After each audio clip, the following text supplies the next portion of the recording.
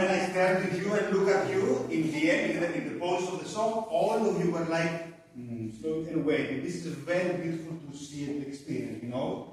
To see the whole dance floor. I don't know if you had the vision of the others, but when we do this, a very pleasant, strange feeling that all of us, we are dancing together. We had this experience sometimes in some big milongas, you know, in Rome, for example, where the dancers were knowing the songs, and you can see in the dance, when there was a pause, all the dancing floor was stopped, you know. Not in the ending of the song, in the actual, you know, or if the song had like, you could see many ladies doing those things. Not the choreography, the same step, but you could see that the ladies could understand and create some adornments and some embellishments.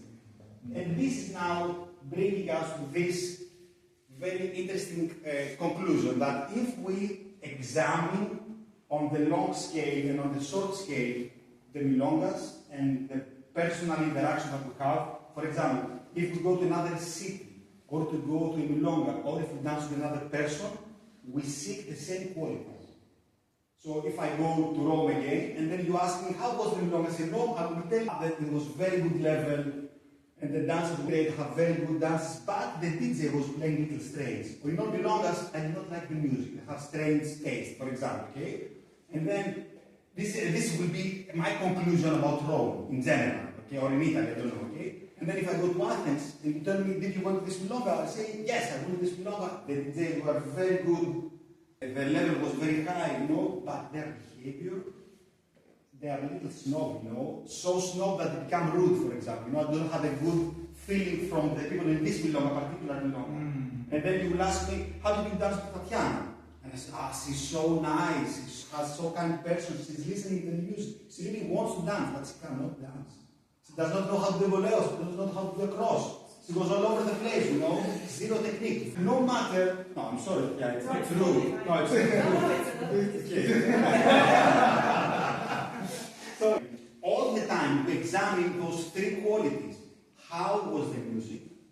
How was the technique of the people that we danced? And how was their behavior? So we can call these the big pillars of tango. It's not one more important than the other. All of them, the three of them, are equally important. One of them is totally capable of destroying the experience that we have. This is what we try to do now, to create these circumstances that perhaps, I don't know, this is a project, you know, on progress. Perhaps if you combine the technique with the musicality, you can have a good behavior. Or sometimes there is this question, is the technique coming from my personal will to have good behavior with her?